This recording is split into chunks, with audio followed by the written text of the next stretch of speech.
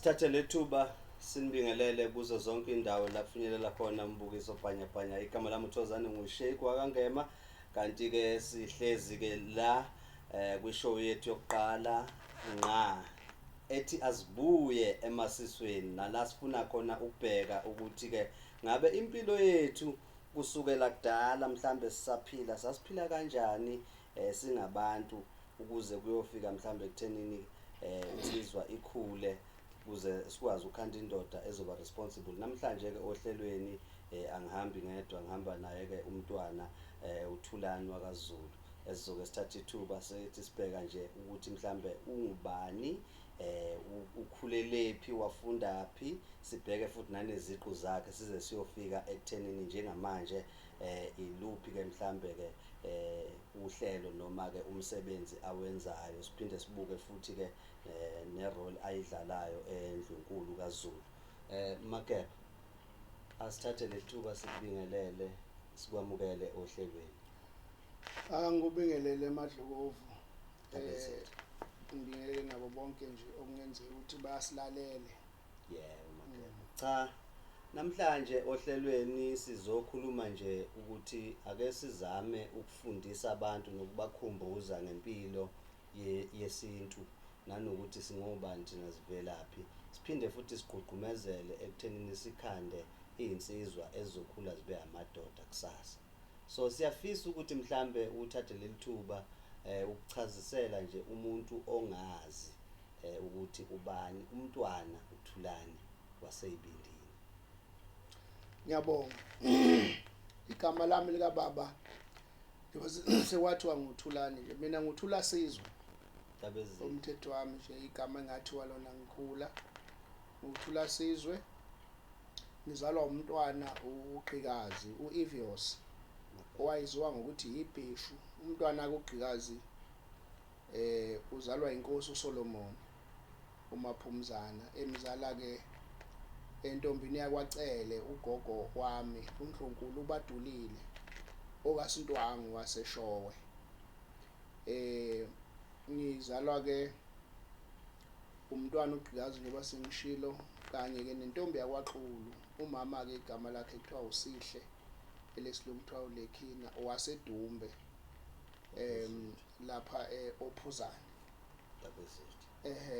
Kodwa ke ngizalelwe ke eMahlabathini endaweni ekuthiwa kuseDlebe, kanti kulapho futhi engiqale khona isikole, ngafunda eDlebe Primary School. Kodwa ukuhamba uka umntwana ongizalayo emhlabeni ngabona 1972 kwaletha ubunzima nje, ngoba uyazi ukuthi ekhaya kungasekho ubaba umama kufanele kube yini aniphathayo. Yikho kwenza ukuthi umama aphume nathi ke sayithola ke sesiphumile impela ekhaya eYibindini, siphila kwezinye izindawo. Ngibese ngiphuma nje ke nami esikoleni primary school ngagcina ngiyofunda eBhokwe, khona imayini ekuthiwa kuseBhokwe elapha mawudlula kwaMnyathi, lapho engifunde khona ke ngaze ngafika ebangeni sekubizwa ngama-grade manje, kodwa thina sasazi to standard 4. Angaze ngokwama grade ukuthi standard 4 ugrade bani noma ugrade ngicabanga ugrade 6. Grade 6 njalo. Ngase ngisuka futhi ngaya eDumbe ekhaya komama ke, ngafunda lapho eBilanyoni. Hayi impela bengiphuma ngena njengoba ngisho nje ngithi hayi impilo yayingayihle kahle. Ngafunda eBilanyoni Primary School, kodwa ke i-high school ngiyiqale futhi eNondweni, mawusenquthu khona kuthiwa kuseNondweni, lapho engiqale khona i-high school. Kodwa uqala nokuzinza kwami isikole nje ilapho sengiyokwenza u-form 3. U-form 3 ke ngiyazi bathi ugrade 10. Ngawenza ke eNqaba kaZulu esikoleni kwaMashu.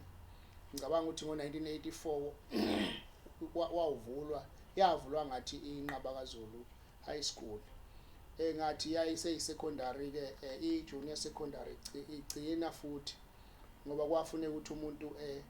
ayokwenza ke u standard 9 oku grade 11 Dr John Dube ilanga libalele lapha kwaDikwa Mashu. Lapho ke ngapha sakhona ugrade 12 ngabe sengidlulela ke ekolishi lokuqeqesha ubuthisha eNtuzuma College of Education. Indaba ezitha ngiyaxolisa ukungena emadevini but bengifisa ukuthi ungithathe ungibeke la etheni usesesikoleni ubumuntu onjani iziphi mhlambe izifundo obuzenza noma mhlambe kwezemidlalo ikuphi obuvelele kuko la usesesikoleni. Empeleni vele ke mawukhuluma ngezifundo angithi usase primary izifundo soyisafana kuze uyofika junior secondary kodwa lapho esengiqala khona ke u standard 8 lapha enqaba kaZulu ngake ngabamba mathematics ngabamba izifundo ze-commerce kwahamba ke ngayilahla i-mathematics ngasala ne-commerce kodwa futhi lapha kwa grade 9 kwa grade 11 ngabe sengithatha futhi ke izifundo ze-geography nomlando kakhulu i-history ngenza lokhu sekubizwa kuthiwa i-life science okuyi-biology. Kwakuyisona specialization sami ke ngoba noma sengifika ekoleshi ngagxila kakhulu kwi-life science. Uyazi ukuthi ufuna ukuba yini masuqedile isikole njengoba wenza lezi zifundo? Safunda ke ngekhathi bengekho career guidance kakhulu noma kuyinto yakuyenzwa nje kodwa babengekho othisha ababephambi kwethu ngakho ke wawugcina sasicabanga izinto ukuthi uba uyiphoyisa yoba uthisha lezo zinto nje ezaziphambi kwethu kodwa ke ngangakufuni kahle ubuthisha uma sengikhuluma iqiniso ngoba iyona into engangiyibona ikhona kodwa ngangayithandi but ke ngagcina ngingena ke eNtuzuma College of Education ngiqeqeshelwa ubuthishela.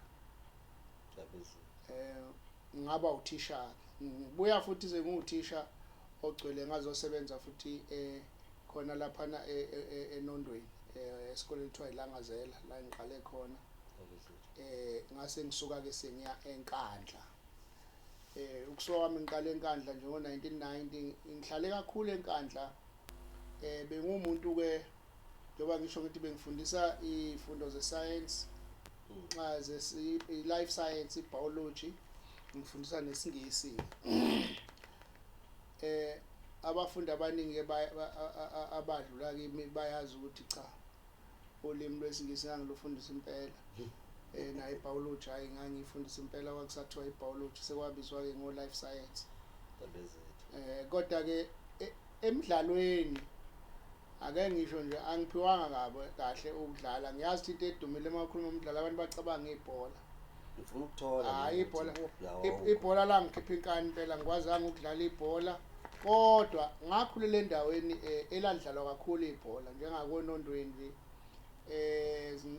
sasihamba sidlala ukanganga ukuthi mangithole ungalazi ibhola wayengacabanga ukuthi yena hayi ngoba cha ngangikujika impela mawungalazi kodwa ke lapho esasiphila nalo babazi ukuthi hayi akusinto isipho sami ngakho kangidlalanga ibhola ngithe sengisebuthisheni ke ngathi ukwenza umculo ngeke ngathi umculo ngiconductor ikwaya impela nje cishe iminyaka emibili ngibamba ngiyeka nakhona ngingagxilile kangako kodwa nje ukuthi mawuthisha uexperience zonke izinto but into engibese ngigcina kuwe ke sengifika esikoleni bengenza sengifundisa bengenza ama-cultural activities ngaziwa ngawo ke eNkandla ama-cultural activities ngibhilite nasemahubeni ngoba umuntu uhlale kakhulu nomntwana uGideon lapho esafunda khona amahubo ngoba wayenesikhathi sokuthi akuthiwa nje kune-workshop yamahubo umntwana azohlala nathi asifundisa amahubo so ngagcina ke ngigxila kunto ama-cultural activities angithi ngagcina sengusihlalo nje impela wama-culture eNkandla iyona into engathi ke makhulunywa ngemidlalo nje iyona into engathi cha singakhuluma ngayo. Kuyazwakala Mageba ukuthi hayi kusho ukuthi wena ubumandla ngasemculweni kunakuma sport ngenxa yokuthi ufunde kakhulu amahubo into umculo nama-cultural activities yabona imbholoko imshado Yeah. icathamiya into Yeah. enjalo nje izinto lezo besenkogodile kuze indlamu Yeah. hayi izinto nje zesintu impela into ebengiyenza kakhulu kodwa ke ngagcina ke futhi sengithola ke ngokuthi umuntu waye ngahlezi kodwa esebenza kodwa efunda ngaregister nansi le university sekubizwa ngokuthiwa manje kuse Westville sekuse Westville kwakuyi DUT. no akusi DUT i Westville nje njenge university i-University of Westville angazi noma namanje kusabizwa kanjalo ngicabanga sekwaba i-DUT mhlawumbe but kwaku University of Westville ngabuya futhi ngathola neziqu zase University of Pretoria ngabuya ngenza ke into ebizwa ngokuthiwa i-Advanced Certificate in Education Management ngabuya ngenza futhi into ekuthiwa i-Further Education further i-FDE Further Development in Education, yes. Ngifundise isikhathi eside impela nguthe enkandla nje ngiqedile 20 years ngisenkandla enkandla nje ngiyaziwa mangathiwa khona umuntu lo ongenza kabe enkandla hayi ngoba engangazi ngoba nje impela eqonda ukungenzakalisa bengisondele kakhulu ke nasemakhosini kodwa into engayichaza angizange ngibe umuntu othanda kakhulu eNdlunkulu ngisakhula nje bengingase umuntu obekhonze kakhulu eNdlunkulu ngoba ngisho ngithi ngesikhathi umntwana ongizalayo ehamba emhlabeni saphuma nje eNdlunkulu umuntu wayiphilela nje impilo nje yangaphandle kanguthi ke ngithe sengisenkandla ke umuntu kubethi maye eNdlunkulu ke enze izinto nesilo sibone ukuthi sengathi lapha nakhona engahle sikuthole ngakho ke ngithe senguthisha omkhulu ngoba ngahamba ngaqala ngaba uthisha post level 1 ngaba iHOD ngaba udeputy principal udeputy principal ngangifundisa eMnqandi ngisemnqandi kulapho wafika khona ubaba uDlamini lo oyimeya manje la eKingcetshwayo ubaba Dlamini wangifica ke ngisemnqandi ngiudeputy principal lapho wafika ke ezoba uprincipal wafikela kimi esasebenza naye ngagcina ke nami sengiphuma ngiphumela yami ingqondo ngakhanda isikole khona isikole kwakumnqandi kudala ngaphambi ukuthi kube yilomnqando khona manje khona lapho manje bavele bashiya nje isikole dayiselwe inkukhu sekuyinto enjalo cha ngagcina ngivusa leso sikole leso sikole ngasiqala phansi ngoba ngaboleka izingane primary ngazoqala ngaso kulesi sikole zathi mase sezu grade 8 ngase ngiqhubeka no grade 8 grade 12 kangothi 2004 ngase kusase su grade 12 leso sikole and my first class kwaba 100%. So ke cha bengizenzela ke ko 100% impela lapha esikoleni igama lesikole kuthiwa umloyiswa okuthe nje sengisakhile sesakhiwe impela sasikhulu ngahlala nje kuso 3 months sesakhiwe kwasho ukuthi ke sengifuna ngiyosebenza eNdlunkulu ngoba kusho ukuthi silo saqala ngokungithatha nje makwenza umsebenzi ethize yabona kwesisikhathi uhamba ubuya isilo sesiqhubeka nemisebenzi ukuthi uyabuza ukuthi khumbula nje ilanga ithi silo sengihlale 3 days ngishiye nje esikoleni ngenhlanhla ngangine school management team iphapheme yayikwazi futhi ukuthi ngisupport noma ngekho ba wayevela athi uMdlokombane hawo ngizoshayela ungqongqoshe ngimtshele kwakuse usenzo umchunu ungqongqoshe ngaleso hayi ngizoshayela ungqongqoshe ngibone ukuthi ngisenkingeni ngoba phela ungqongqoshe akazi lutho okwenzeka esikoleni i-governing board yeze esikoleni ngaze ngathatha isinquthi cha ayikunokuthi lokho ngingabibikho ngoba njoba ngisho nje ngithi ngumuntu owayengazwana ukuthi uma ungayenkandla nje bethu ukuthi awukanti umntwana ngoba kuyona into engangiphakamise kakhulu le ngaze ngaphoqwa nje ukuthi mase ngenza imisebenzi endlunkulu uthola ukuthi ngibona ngemoto nje yamaphoyisa isifika baqale bethutha imoto zamalambu ezimnyama lokho ithatha umntwana kwenze njani ngabona umuntu usezoza agcine esevela obala ngoba ngangicashile impela ngoba ngangakuthandi ukuthi umuntu abukeka ngathi umntwana so ke ngagcina ke sengisendlunkulu ke sewumlando ukuthi hayi ngagcina ngisebenza noMdlokombane office la khona vele ke ngavele ngaqala ngasebenza yona lento yakwa communication media liaising and communication vele mawuthisha nje phela by profession kusho ukuthi into yokukhuluma nabantu iyona nto ukuphatha nezinhlelo ngaqhubeka kakhulu nje ngisebenza lo Mdlokombane. Ndaba ezitha ngifisa ukuthola ukuthi ehambeni lakho ufunda ubusebuthweni endlunkulu noma ungene nini ebuthweni noma likhona ibutho noma likho uMdlokombane ukuthola nini esefuna ukuthi usebenze nawe? Bengekho ebuthweni njoba ngisho nje ukuthi mhlambe bengisebenza njengothisha ngesikhathi engithola uMdlokombane ngangusicuthe nje impela ngothisha ngihlala ngifaka uthayi ngaso sonke isikhathi kodwa ngiqale ukuthi mase ngibona ingonyama ngoba awukwazi ukuthi ingonyama uma ngabe isivunule isiphathe induku isingene ebuthweni wena ubusebenza nawe bese ungangeni so ke ngilandele ngokubona yona ingonyama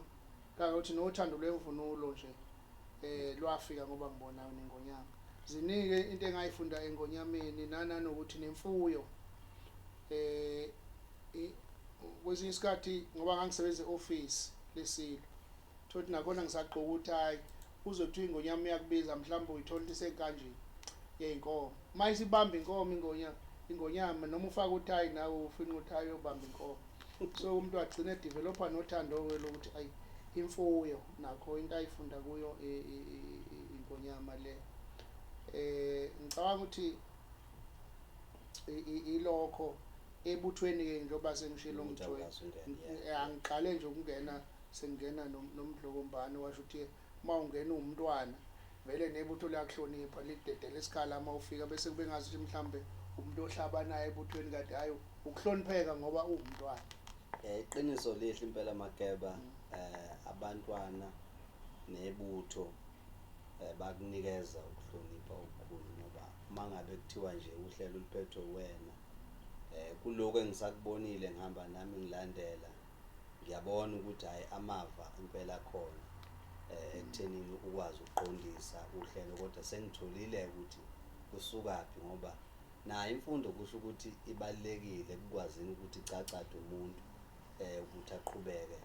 nokuyiphatha kahle nanediscipline ke nje mhlawumbe Mageba ungathini mhlambe ekuthenini izinsizwa nesikolo ukuze zikwazi ukuthi mhlambe zingayiluzi focus ngoba ngiyazi ukuthi abantwana bayafunda bayagraduate kodwa sinale nkinga ye-unemployment kodwa lokho futhi akusho ukuthi sekufanele singabe sisaya esikoleni mhlawumbe ungathini nje wakho ukubanikeza nje ithemba? Njengothisha ngifundisa izingane ezihlukahlukene ngifundisa izingane emakhaya nasedolobheni so ke uma uthisha vele usemkhakheni ukuthi uhlale ugqugquzela abantu ngemfundo ubheke nezinto ezayizenza ukuthi ukufunda kuphazamiseke konke ebhlungu ke iphazamise ipoverty iyona nto engiphatha kabuhlungu impela emoyeni wami ngoba ingane uthola ukuthi ingane inqamla izwe lide isuka emakhaya ke izikole ezikude ubone lengane ukuthi ifika nje lapha noma uyibheka nokugqoka akukho kahle nasenyaweni ayigqokile kahle uyayibona vele nasesiswini ukuthi hayi akuhambi kahle so kuyephulana lento yayingiphula kakhulu ngoba into nami engayiphila njengoba ngisho ngithi ngalahlekelwa ubaba ngisese ncane umuntu wakhula ekhuliswa umama ngiyaye ngisho nje lento ukuthi ungathi umuntu wesifazane ngawuyo osala nezingane kunendoda ngoba engikho namhlanje angazi ukuthi kuba ngasala nobaba mhlambe kwakuyogcina kukanjani kodwa ngila ekutheni umuntu uyikhulisile izingane nanjengo principal wesikole ngibuye ngihlale nothisha ngoba inhle lento yokucoach othisha uhlale nothisha uthi bothisha awukwazi ingane ukuyiphuka ngeke uyiphe ukudla mhlambe nawe awunakho ukuthi uphe ingane ukudla kodwa yini ongayenzela ingane uyisize ngayo ukuthi uma uyifundisa ube nayo knowledge ukuthi ufundisa ingane elambile lokho nje noma ungayinikanga ukudla but kuwe ngaphakathi uma uyifundisa ingane wazi ukuthi ingane engiyifundisayo iswele ilambile iapproach yakho ubheka iperformance yengane isineke sakho sokwazi ukuthi ufundise umuntu ohlwempu ongenalutho oqhamuka futhi kubazela abahlwempu nanokuthi ke ukuthi othisha nama colleagues ami akufanele mawuphila nabantu abantu bangazuzi lutho ngokuphila nabo funa mawuhlala nomuntu owaphila nabantu nje umuntu ophila naye azi ukuthi yazi ukuphila kwami nosibanibani kungizuzise lokhu nalokhu Dabezitha khona isikhathi lapho sike safika esizweni sikaZulu webuza kweNgonyama uMdlokombane siyazi usebenza kakhulu naye siyazi wathinteka nje sizwe sonke sathinteka njengoba usebenza as a communication kwanesikhathi esinye futhi esinzima lapho ukuzobekwa khona iNgonyama ebusayo nasikubonile futhi uhamba phambili ekuthenini iNgonyama ebusayo njengamanje besizwe kaZwelithini ehlale esihlalweni ngokusebenzisana nomntwana wakaphinda ngene kodwa khona isikhathi esihambe saphinda futhi sakubona ungasekho futhi eduzane kwesihlalo eNdlunkulu asazi mhlawumbe ukuthi kwakuyiziphi izathu siyafisa kodwa ukwazi ngoba siyabona futhi ukuthi ukhona futhi manje ngabe kwakwenzakalani Mageba ngizoyibamba nje kanye ayikho into eyangidabula emoyeni wami njengokuhamba kweNgonyama njengabo bonke abantu abadabuka nabaphatheka kabuhlungu ngokuhamba kweNgonyama sasingalindele iNgonyama uBhusha ezala leNgonyama eyadlulayo yahamba ngo1968 cishe abanye bethu either sasingakazalwa noma mhlambe sebancane kakhulu so kuyi experience yokuqala nje empilweni yakho ukuthi uzwe kuthiwa kuhamba inkosi emhlabeni ngoba uyathi uma ubuka inkosi ubona ngazi ukuthi umuntu ongafi manje ke kwaba netrauma kakhulu ngiyakhumbula nje ukuthi kwakumhla ka11 ku March 2021 ngiseThekwini ngiyitshela ukuthi inkosi ngoba yayisesibhedlela ngaleso sikhathi ngitshela ukuthi izophuma kwakufanele ukuthi mayiphuma sihambe siye emachubeni engwavuma kuyokwenziwa umkhosi wamaganu so ke ngasuka nje eThekwini ngadriver ngabheka straight engwavuma ngoba ngase ngihlele neteam yayisuke eoffice siyogunda utshani siyocleana nje ukuthi okay mayiphuma iNgonyama kuzongena lo mkhosi kuzoba kanjani ngaqeda ukucleana ngase ngilala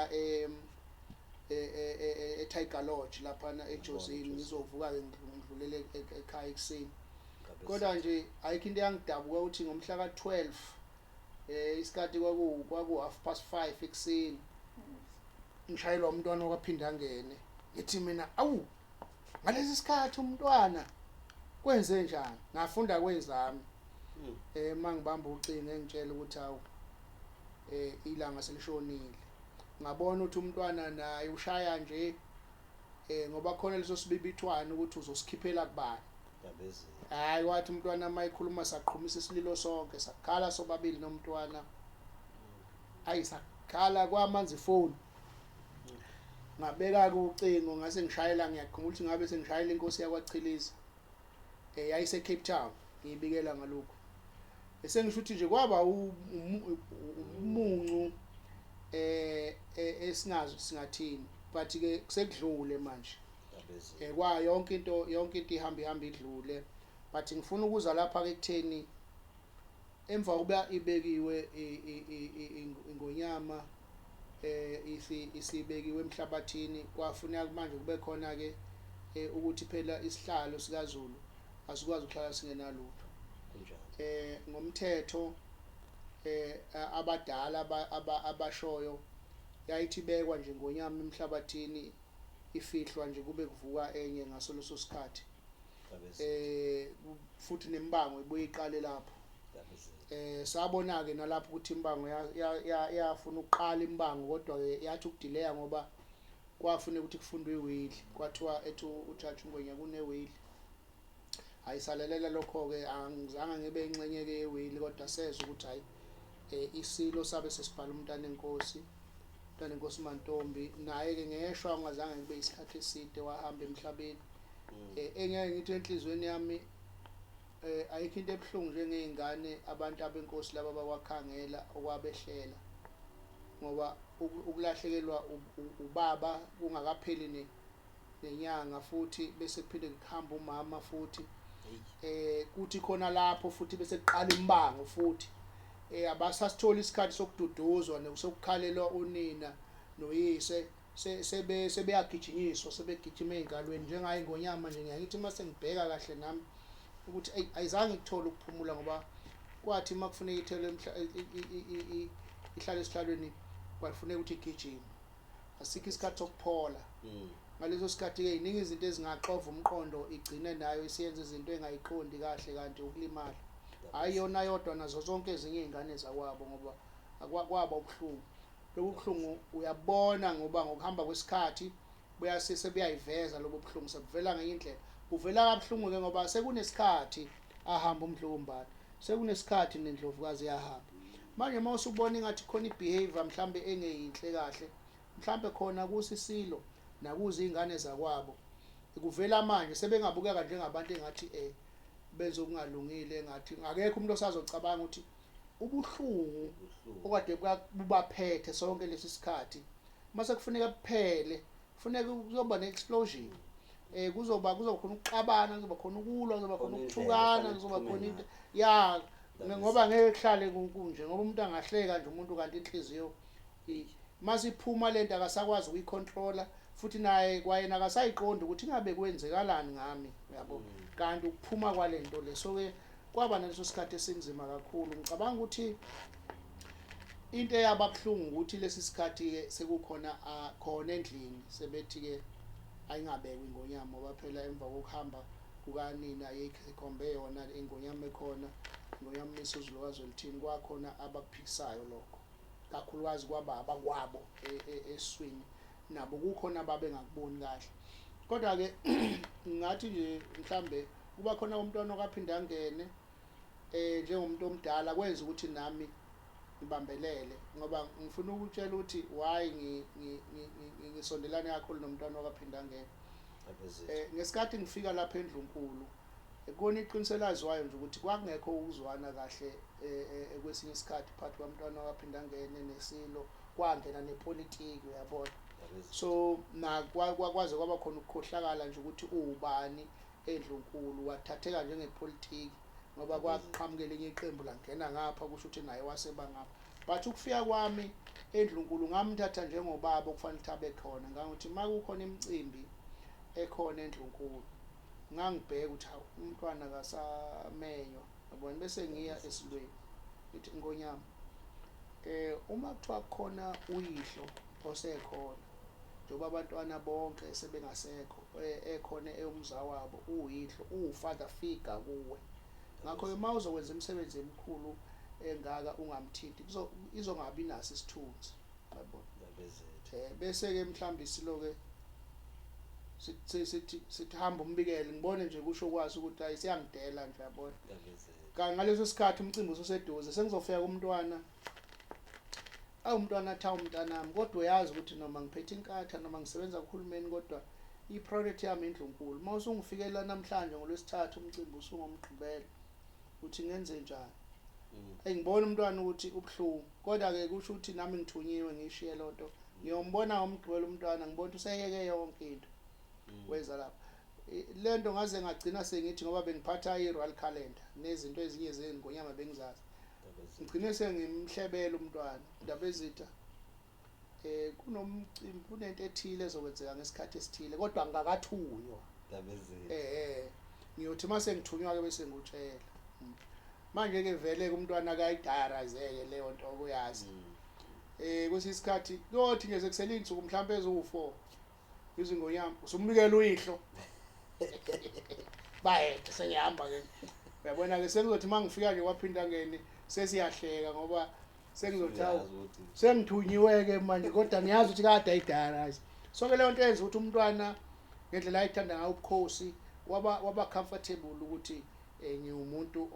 o genuine ngiyamqonda ukuthi ubukhosi ubuthanda kangakanani futhi leyo nto yenza ukuthi umntwana agcine nje ignore izinto eziningi ezazimphatha kabi futhi enye into eyayimnandi kakhulu wawungacabanga ukuthi mhlambe ngonyama imbuki kahle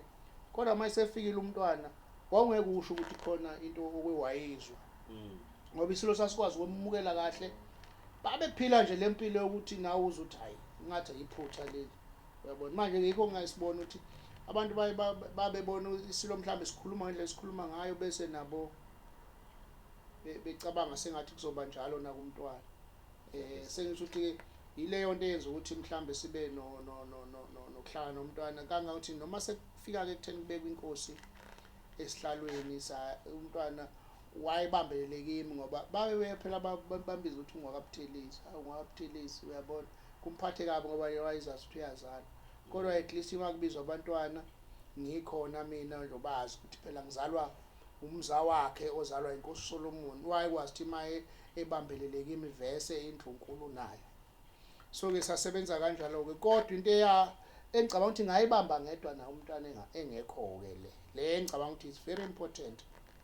ngeke ngishiye ngaphandle eyokuthi uhulumeni waKwaZulu Natal wathatha isinqumo wathi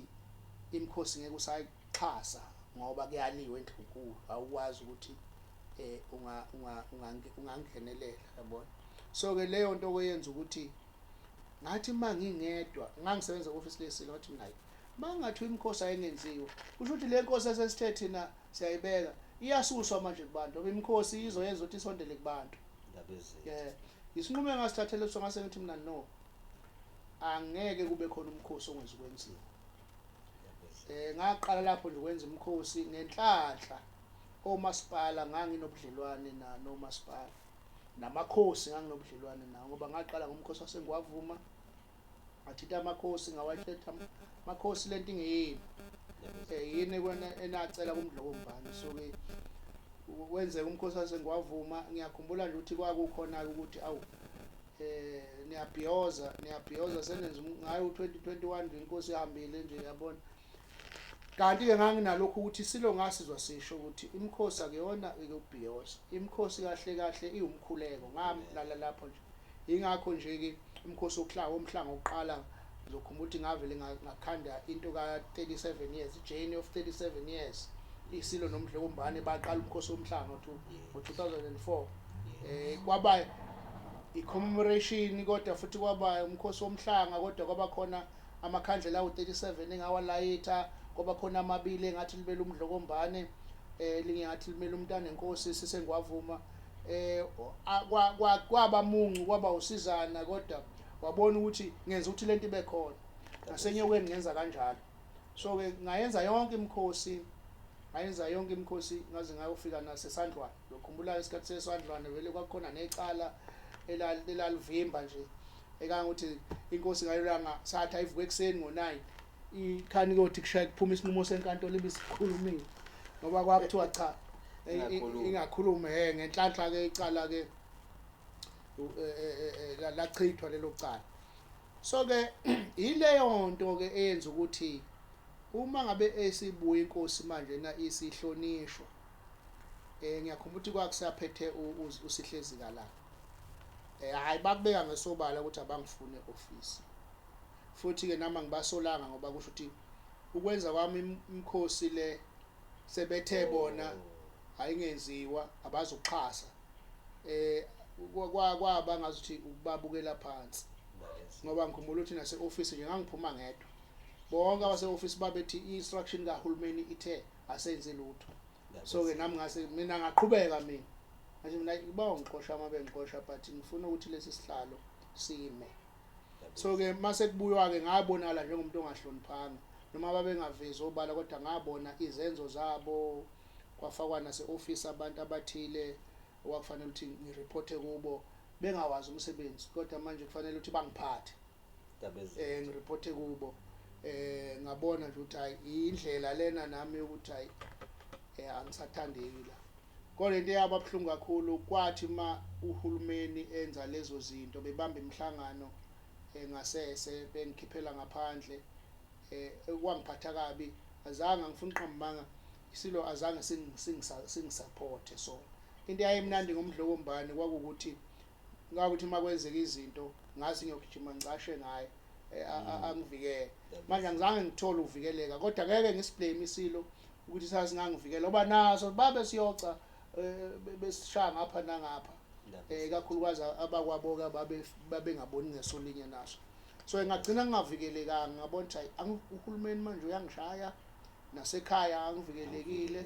hayi into engcono ukuthi ake ngithi ukuqhela ngathi ukuqhela ke njengoba ungithola sengilapha ekhingcitshwayo ke kodwa ngangenayo inhliziyo ukuthi ngiyabuzona ubukhosi ngoba mina ngicheme nesihlalo ngiyathanda nje ukuchaza lokho ukuthi ngicheme nesihlalo bangasho abantu ukuthi umntwana uyiphici ngoba ngeke ngisuke esihlalweni noma ngathi inkosi iyaphuma namhlanje esihlalweni ngeke ngisuke esihlalweni lowo yongena ke wena ke mhlambe koyothi ayihamba bese ngihamba kodwa isihlalo nje ngoba hayi ukuthi mina mhlambe ngithanda isilumo isiZulu in person cha ngithanda isihlalo ngenhlahla ke isihlalo sinaye so ngithe mangembrace isihlalo ngase embrace sinaye ngakho ke anginakho ukuthi nginaka kakhulu incumbent ngibheke kakhulu isihlalo yikho ngithi bayojabha abayo uthi umntwana besibheke ukuthi makukanje makhona inguquko vele ngaziyo ukuthi ngeke zize zibe bikho kodwa ngiyakhuluma nje ukuthi makungenzeka zibe khona inguquko angikusuke esihlalweni ngoba ngiceme nesihlalo ayisebonga kakhulu Mageba ngoba ike yabahlupha abantu le eyokubonakala ungazathi uyaqhela kodwa sibe sazi ukuthi udlala indima enkulu kakhulu ekutheni ibekwe ingonyama umsizulu kaZolithini kodwa njengoba usuyichaza manje cha ngicathi izoba lapha nabo abantu bakwaZulu ngoba bese beyibuza ukuthi kwenzakalani bajabulile futhi ukubona ingonyama iphindi kumemeza ithi sondela Mageba sikwazi ukuthi uzoqhubeka nomsebenzi obuwenza siyazi ukuthi indlunkulu ike yacela futhi ithuba lokuthi inikezwe ithuba lokuthi itholi ithuba ukuthi izelaphe kulezi inkinga ebhekene nazo mhlamba omunye umuntu uzobuza ukuthi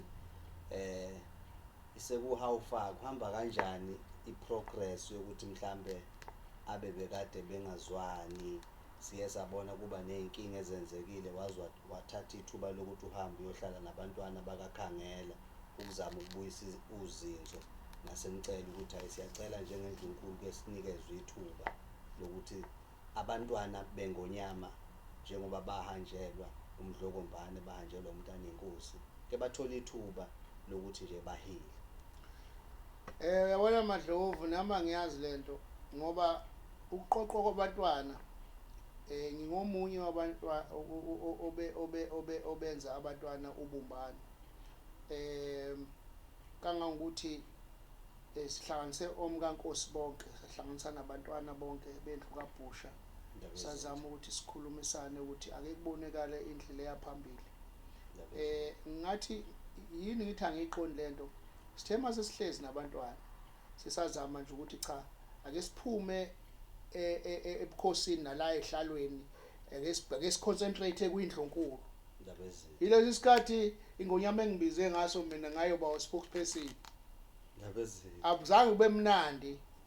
la engiphuma khona kusho ukuthi bagcina bethi umntwana kusho usiqoqa nje uzama ukukhanda indlela yakhe ukuthi abuyele lapha kanti ngempela nami ngingazi ukuthi ngizobiswa so ke ngakhuleka ngenhlizweni mangabe nabo bethi abantwana kusho ukuthi ukubadayisa mhlambe ikhona into ekuthiwa i-outsmarting ukuthi mhlambe ngaqoqa abantwana lapha ngathi senze ubunye kusho ukuthi kanti khona engangikufihlile I was also surprised ngami ngabatshela kodwa abantwana ngathi hayi ngibizwe isilo Kodwa kangazi singibizeleni ngiyontshela futhi ukuthi singibizeleni kangakuthi ngathi mase ngifika lapha eWestern Box sesishilisile ukuthi hayi ngicela ukuthi wenze umsebenzi owawuwenza nobaba yazi ngaphuma ngabafonela ngafona same time ngathi nayi silo sisho kanjena ngoba ngizama khona ukuthi hayi ayikho into engangifihlile futhi ke ngangeke nginqabe ke kwake ba issue ngale ukuthi awuthecilwa wongaka wanqaba ngoba phela njengoba sesihlalweni nje isilo lesi ngoba sesihlalweni nje ngingazizala ukuzala kodwa siwubaba mase sikhuluma igama akufanele vele ke ngendlela ke ngisho ngendlela izinto ezayihamba ngakhona esihlalweni zingalungi bangafakaza bona abantwana laba ngake ngalikhipha lelo lokuthi mhlambe yikho wenza nokuthi bacabanga ngathi mina uyazi sengiyafisa ukuthi ngingasondela esihlalweni ngoba ngibona izinto ingahambi kahle senginakho ukufisa enhlizweni yami ukuthi mangingathiwa angiye lapha ngiyocela ukuthi ningazondi nijabulela ukuthi kusengikhona lapha izimvo zenu ngizoyimela kahle kodwa kwathi kwenzeka ke ngabona ukuthi hayi akuzange kube ngandlela abantwana babuke ngayo angiphethe ngokuthi angisho ngoba uphethe uhlelo bese ngithi ngiyaphetha cha angisho ukuthi ngiyaphetha kodwa ngibona ukuthi kukhona izinto engafisa ukuthi ngishiye ngaphandle ukuthi umntwana Thulane yena wama nesilo ngoba uma ungacabanga kahle endlini yasesilo ngathi ke endlini kaMqwalajuba ngoba le ndlu kaMqwalajuba yindlu kaDinizulu lapho khona isilo uma ungahle ubheke bonke abantwana iningi labo abekho lapha isikhathi esiningi sekuyaye kube yimi ngedwa mhlambe ke khona nomntwana Thuthukana wasenqangiphilile yini eyenza ukuthi thina sihambe nesile esibusayo umntwana waphinda ngene ngoba wayekhona phela yena wangixoxela mina ukuthi uye wayiqoqa inkomo emakhosini kuyolothola umntwana enkosi okwesibili nanokuthi ke umntwana enkosi uzalwa ebukhosini manje umuntu mayizalwa ebukhosini udla umuzi kuyisika likhona noma bangaze bathi abantu alenzekanga ngonyama esesihlalweni kodwa ubukhosi bonke buyenzeka ngobukhosi mhlawumbe siqale ngayo umntwana waphinda ngene nje ukuthi umntwana Magogo wafika kwaButhelezi uMathole eganwa amakhosikazi awu10 umntwana engoka11 umntwana Magogo uyena kodwa owafika wadla ubukhosana ngawo ngoba kwakuhlonishwa uNkulunkulu mawungaya ngapha eDumbe khona umntwana owu-anti wampela ozalwa inkosi uSolomon udadewabo baba owafika wagana kwaMthethwa egodini njengoba nje ubukhosi bakho basegodini nje kwakuhlonishwa yona umntana enkosi mawungaya le Port Shepstone khona inkosi yaMadlala khona omunye udadewabo baba futhi ekuthiwa umntwana Ncalaleni ozala inkosi yaMadlala wafike wadla ubukhosi mawungaphinde futhi kanti kwakudala nje lapha eMtuba la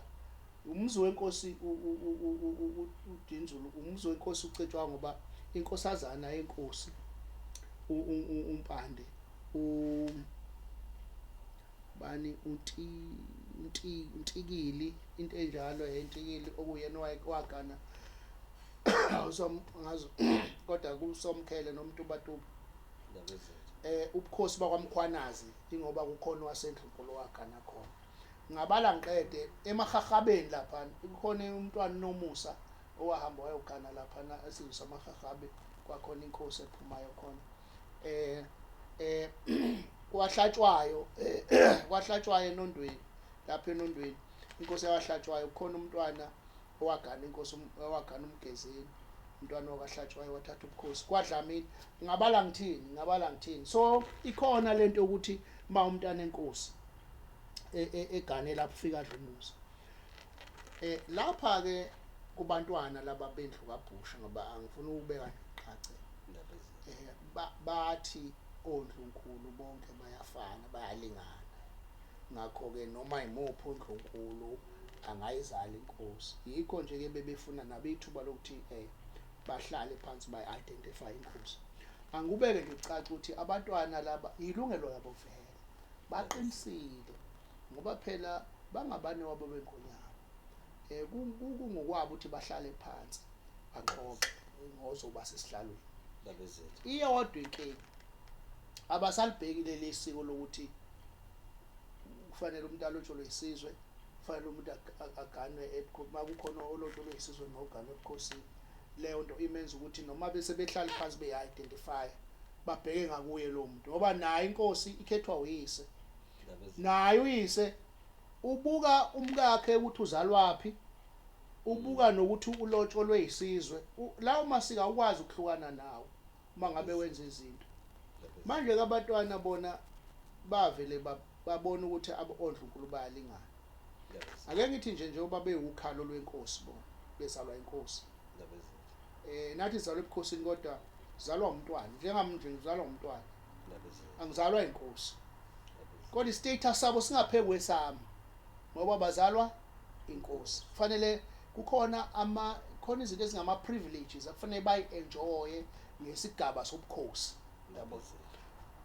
Manje ke okufike kungixakeke la ukuthi njengomkankosi laba nabo abasafuni ukuthi kukhona ozalwa inkosi lapha komkankosi. Kusho ukuthi isigaba sokuthi ngizalwa inkosi silapha kwaZulu kuphela noma mhlawumbe kusho ukuthi umuntu mayesezalwa inkosi yangaphandle eAfrika asesiyinkosi akasakwazi ukuthola istatus sobukhosi. Nayo into engixakayo ngoba uma ubheka nje kusho ukuthi mangubeka in simple terms lapha kwaDlamini kwakhetha khona uMadlamini uyise uTD uMadlamini kube lapha kwadla amahlahla khona uNdlunkulu uncanana uyise ukaMona okwaMathe uye lapha kwaLindozulu uyise kaLindozulu uSililo wakwaNdlovu uye lapha eNyokeni uyise kaNdlunkulu umchiza uGaba wakwaMchiza yikho kuthiwa okaGaba. Uye lapha na kwa Ondini uNdlunkulu wakhona uzalwa uGcayi uyise uGcayi wakwaMafu. Manje labanumzana abazala kusho ukuthi manje mawungaye eSwazini ngoba lona uzalwa uSobhuza kusho ukuthi labanumzana bayalingana nani noSobhuza wesibili ozala lo kusho ukuthi uchaza ukuthi uGcayi uGaba uTD uSililo uMona bese ufaka ke nenkosi yamaSwazi uSobhuza kusho ukuthi ke they are on the same level. Ngamanye amazwi basho njalo abantwana kusho ukuthi khona abanumzane nje bendawo okusho ukuthi ngoba nakho angazi kodwa manje sekuzoba ngazi ukuthi manje uSobhuza wesibili usimbeke ezingeni elifanayo na ngoba izingane zabo kuthiwa ayifane. Uyayibona leyo nto. So ke iyangihlupha ngoba ilahla isinto. Yikho ke bese ngithi mina abafowethu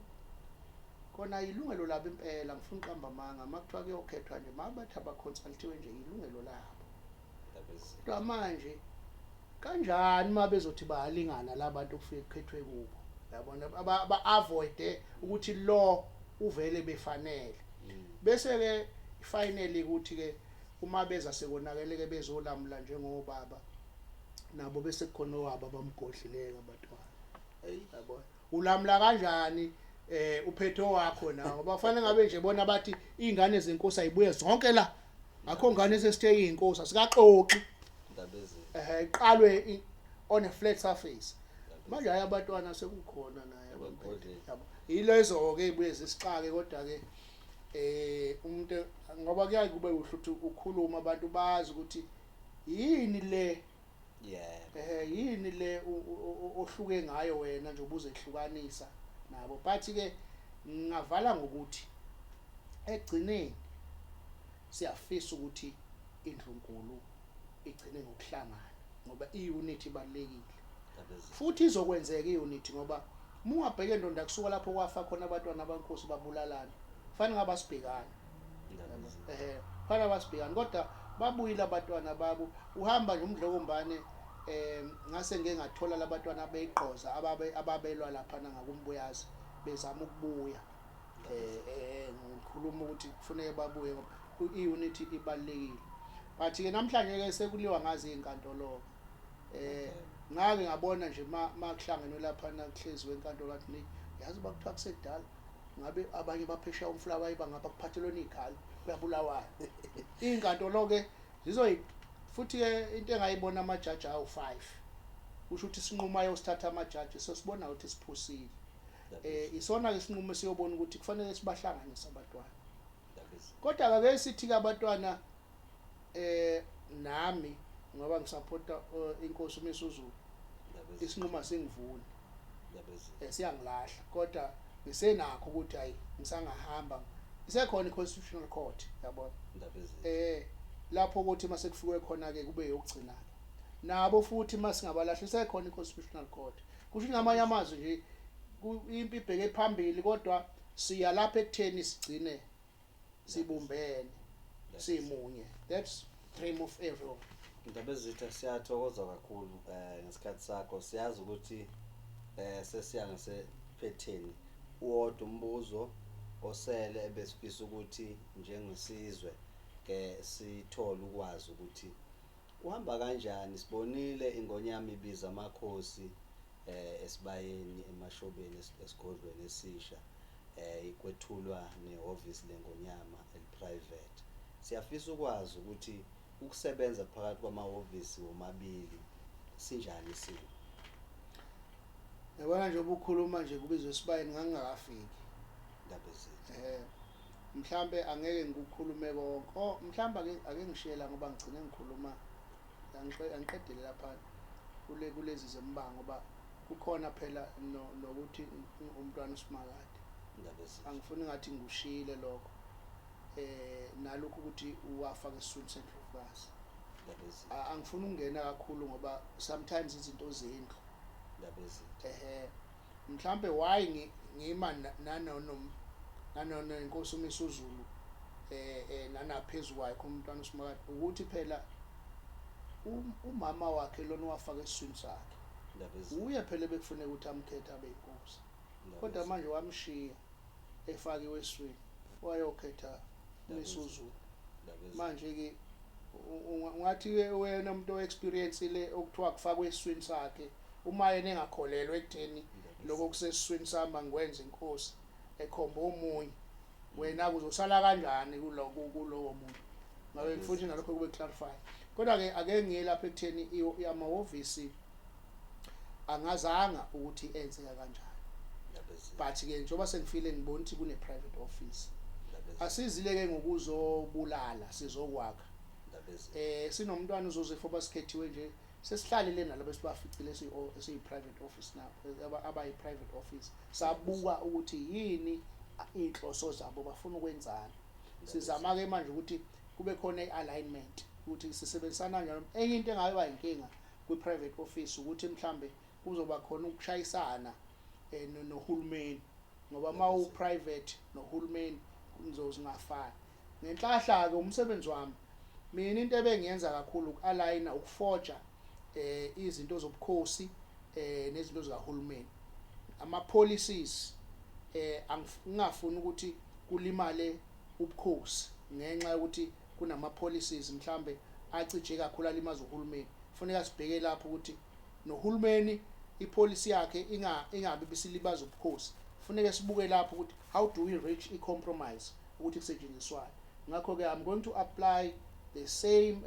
tactics ukuthi phakathi kwe-private office nohulumeni kuzosetshenziswana kanjani kugcine ngekho ukushayisana ngoba ekugcineni kufanele kube khona i-unity awukwazi ukuthi uma uzofika bese uthi ubulala okunye kufanele usebenze ngalokho okukhona ukuvuselele iy'nhloso zakho ziphile. Siyakubona ungene ofisini uza nama-project ngoba siyabona ukuthi ziningi izinto zenzayo abantu bayakhala bengonyama bakhala ukuthi abasebenzi bayafisa abanye ukubona ingonyama mhlambe kuthiwa ike yakhela nje noma umuzi umuntu bake babulawa izikhukhula noma mhlambe kuthiwe inikela ezikoleni ngeuniform zikhona izinto mhlambe ezikupipeline ezifana nalezo esingezwe nje kuthiwa ziyenzeka awulinde nje isinqumo sejaji ngoba manje inkosi noma ihlele esihlalweni kodwa khona lokho ukuthi ihleli ngesinqe sisodwa ngoba angayivuna uhulumeni kodwa mawungakavumeki kahle ekhaya ukwazi ukunaba kahle ngezinto fanele ngabe establish ama foundation izame into zama sponsors asikho isikhathi salokho ngoba fanele ihlale nabameli fana lokho okuncane okunqunzayo uxoxe nabameli ukuthi ifocus ayabikho kahle yabona makudlula into zecala hayi izofocusa bese siyabheka ukuthi umphakathi usetshenzwa kanjani. Mageba siyabonga kakhulu ngesikhathi sakho osithathile mhlamba awakho ukuvala nje ungathini sesigoqa azibuye emasisweni ngathi ngavala ngokuthi nje generally isilo si identity ilapha abantu abayibuka khona ukuthi siwobani sivelaphi isilo si symbol of unity ngakho ke ifocus yethu sonke njengamaZulu kufanele sazi ukuthi ukulimala kobukhosi kuyoba kulimala kwethu sifonele senze konke okusemandleni ukuthi noma bekuthiwa buyile baphihlika phansi asicoshe ingcucu sikhande senzele ukuthi abeze emva kwethu sebeyoqinisa lokho ezobe sikhanda noma bebengafika bona bangaboni ukuthi besenzana ngeke bakwazi ukuthola indlela yokusebenza fanele thina sizama ukubutha sikhande silungise senzele isizukulwane inkosi nje yesizwe samaZulu sinenhlanhla thina Zulu ngoba noma ngapha eshakwini la noma ngapha iyodwa nje inkosi ungahamba ekwamanye ama-province uzothiwa khona okumkani bangaka kodwa amakhunywa ngesilo samaZulu noma ungayaphi sisodwa engicabanga ukuthi yikho lokho kwenza ukuthi kusuka nezimpi ey'ngaka ngoba kusho ukuthi kufanele ukuthi kube khona oyedwa obuyela eceleni angabe inkosi ukuze inkosi ibe yodwa okungaba-ke noma iyiphi-ke mase amajaji eseshilo bese siqale lapho sibumbane. Siyathokoza kakhulu Mageba. Hayi, asibonge.